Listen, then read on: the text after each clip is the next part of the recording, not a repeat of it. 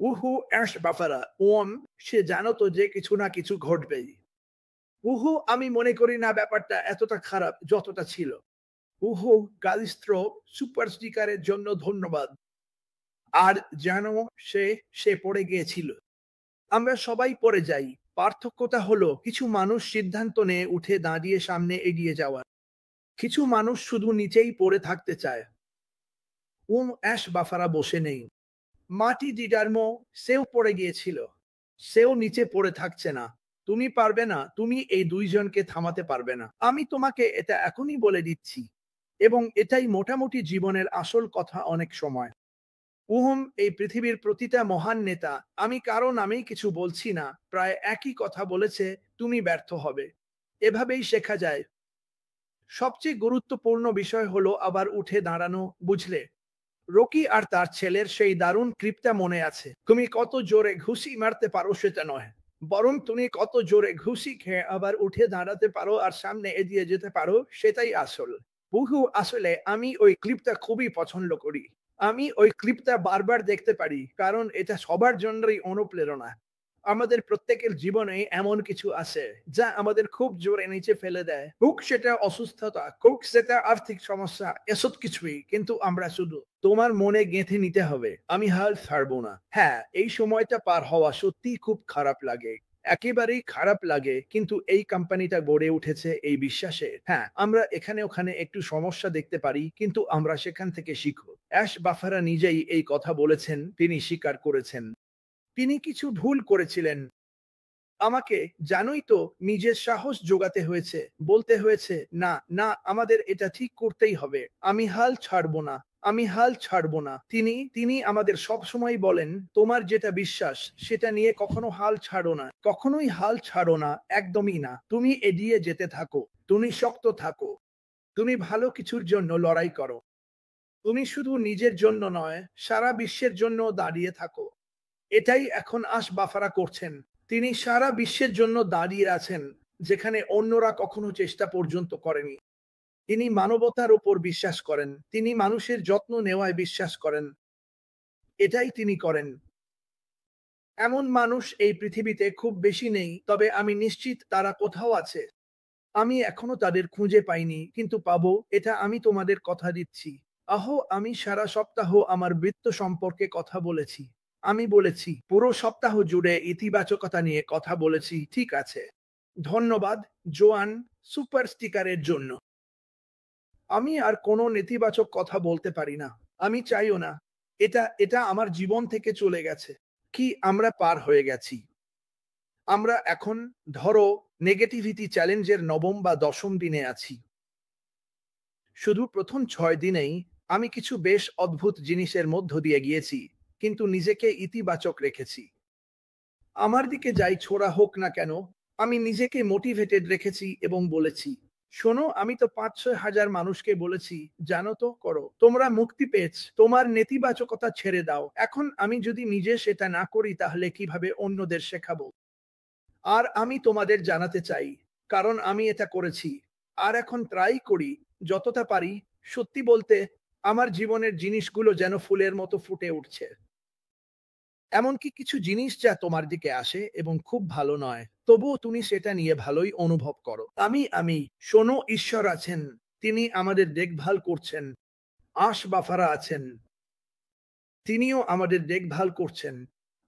ওইফা, দেখো, আমি প্রতিদিন বিশ্বাস নিয়ে কথা বলতে পারি। যদি তুমি তোমার বিশ্বাস হারাও তাহলে সবকিছু হারিয়ে ফেলো। আর হ্যাঁ, জীবনে এমন কিছু ঘটনা ঘটে যা আমাদের জীবন নিয়ে অনেক প্রশ্ন তোলে। আমি বুঝি। তুমি কোনো প্রিয়জনকে হারাও, বুঝলে? তোমার সন্তানের কারো কিছু হলে বা অসুস্থ হলে তুমি প্রশ্ন করো, কেন? কেন? কেন? ঠিক আছে, এটা নিয়ে প্রশ্ন করো না। কখনো কখনো আমাদের কিছু জিনিস মেনে নিতে হয়, কিন্তু তারপরও আমাদের সামনে এগিয়ে যেতে হবে, ব্যাস। এই কোম্পানি কখনোই সামনে এগোনো বন্ধ করেনি। এই কোম্পানি কখনোই বন্ধ হয়নি। এরা সবসময় কাজ করে গেছে। আর যেমনটা আমি বলি, আমি সবসময়ই বলি, তুমি হয়তো দেখতে পাও না, কিন্তু আমি গ্যারান্টি দিচ্ছি, বাফারা প্রতিদিন এটা অনুভব করেন, আর সেটাই তিনি করে চলেছেন। এটা আমার জীবনের সবচেয়ে বড় ব্যাপার। এমন একজনের অংশ হতে পারা, যে কখনো হাল ছাড়ে না। কেউ একজন আমার দিকে তোমার দিকে তাকিয়ে বলে, না তুমি গুরুত্বপূর্ণ ভাই। আমি তোমাকে হতাশ করতে চাই না। তুমি জীবনে কতজনকে এটা বলেছো? তোমার তোমার বন্ধুরা, তোমার নিজের গণ্ডি। তুমি কতজনকে বলেছো আমি তোমাকে হতাশ করতে চাই না? তোমার পরিবারে বা তোমার গণ্ডিতে কতজন আছে যারা তোমাকে দেখে হাসে বা সব সময় তোমাকে ভালো চিন্তা, ভালো কথা দেয়? না, তুমি জানো আমি এটা করতাম না। আর আমি বলি, ভালো, তাহলে করো না। আমি আমার ইচ্ছান্ত করব। আমি যা করলে খুশি হই সেটাই করব। আমি এই কোম্পানিতে সফল হব। কেন? কারণ এটা এটা যেন এই কোম্পানির জন্য স্বাভাবিক ব্যাপার। সবাই সফল হবে। বেশিরভাগ মানুষের জন্য এটা মেনে নেওয়া কঠিন। ওহো, এটা অসম্ভব। আমি তোমাকে জানাচ্ছি এটা অসম্ভব নয়। এটা ইতিমধ্যেই একবার এই কোম্পানিতে প্রমাণিত হয়েছে। এখন আমরা অনেক বড়, আরো বড়, অনেক অনেক বড় এক পরিস্থিতিতে আছি। ধরো,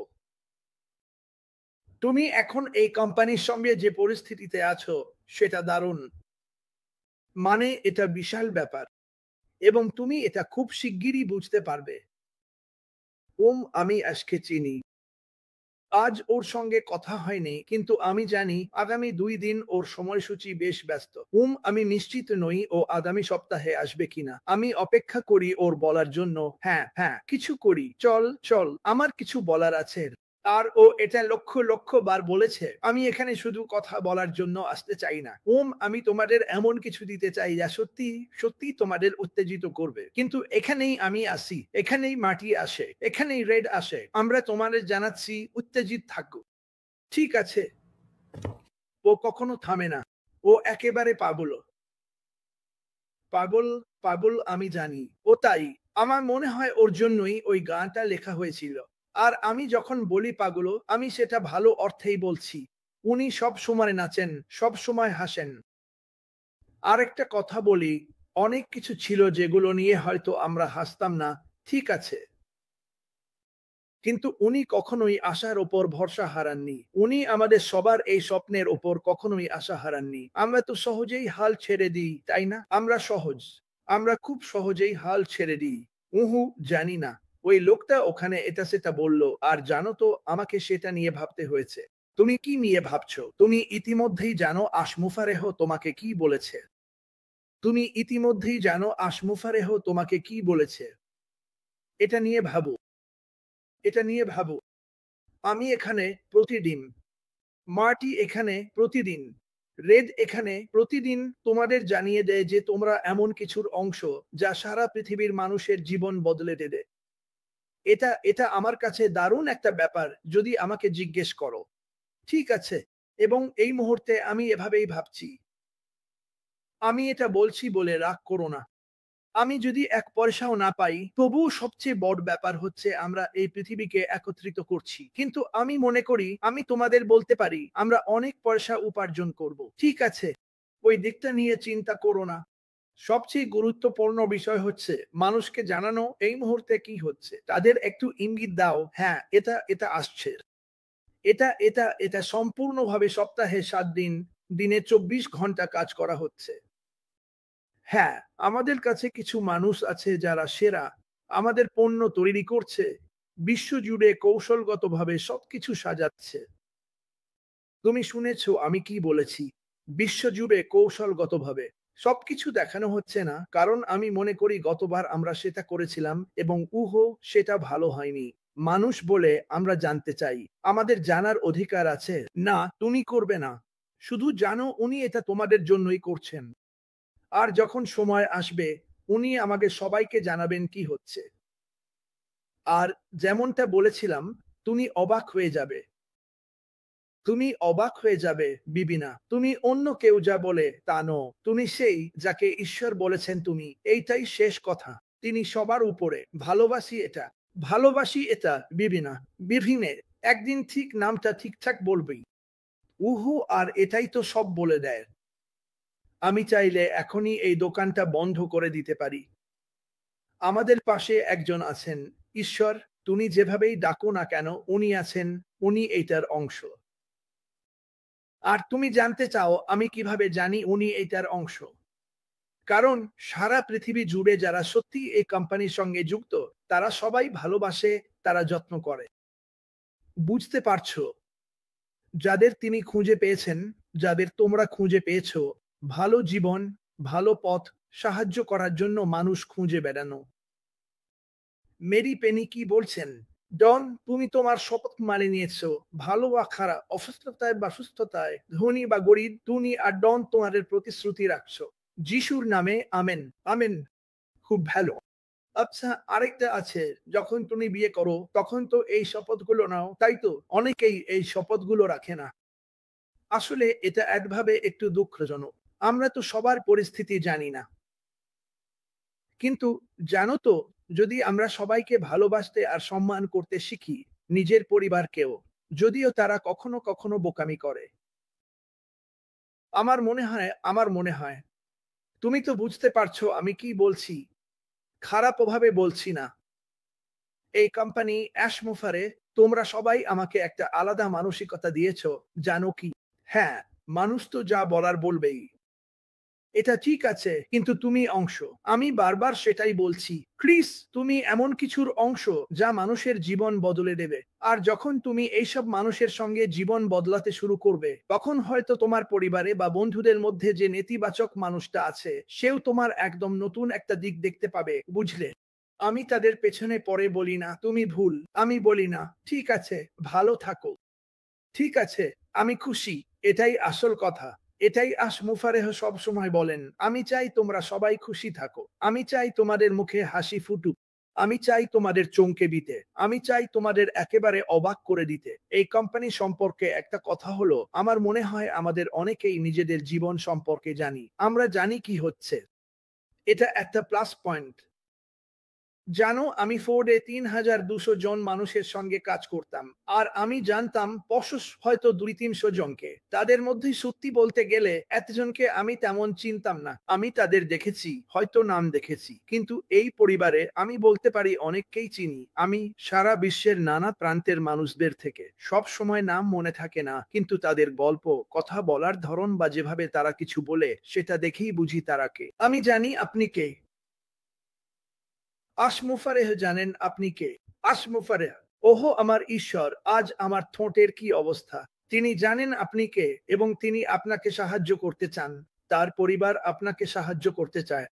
তার টিম আপনাকে সাহায্য করতে চায়। এটাই আপনাকে ভাবতে হবে। কেউ একজন করছে। গত রাতে যখন আপনি ঘুমাচ্ছিলেন, তখন আপনি কি মনে করেন তারা কি করছিল? আজ যখন আপনি বাইরে সুন্দর আবহাওয়ায় বারবিকিউ করছেন, তখন তারা কাজ করছে। ঠিক আছে, তারা আমাদের সবার জন্য কাজ করছে। এটা নিয়ে ভাবুন। এ কারণেই আমি বলেছিলাম, ভেদদের কথা ভাবুন। আপনি জানেন এটা দুঃখজনক কত শতাংশ ভেটেরান রাস্তায় বাস করে। এটা নিয়ে ৪ বছর ৬ মাসেরও বেশি সময় ধরে আলোচনা হচ্ছে। ভেদদের নিয়ে কথা হচ্ছে। আর কেন তারা রাস্তায় থাকে? এটা নিয়ে ভাবুন। এই মানুষগুলো আমাদের জন্য ত্যাগ স্বীকার করেছে, অথচ তারা রাস্তায় বাস করছে। আমাদের এটা বদলাতে হবে। আমি জানি আমরা এটা বদলাবো। ঠিক আছে, আমি জানি আমরা এটা বদলাবো। আমি চাই আপনি নিজেকে এটা বলুন, আমি এই পরিবর্তন আনবো। আমাকে এই পরিবর্তন আনতেই হবে। যদি আমি না করি, তাহলে কে করবে? আমি কল্পনা করি ডিফার্ড হয়তো তার জীবনের কোনো এক সময় এটা বলেছিলেন। যদি আমি এটা না করি, তাহলে কে করবে? ঠিক আছে, যদি আমি এটা চেষ্টা না করি, তাহলে আর কে করবে? আর তারপর সে বুঝতে পারলো, বাহ! এটা কত বড় একটা চ্যালেঞ্জ। এটা কত বড় একটা চ্যালেঞ্জ। তবুও সে থামেনি।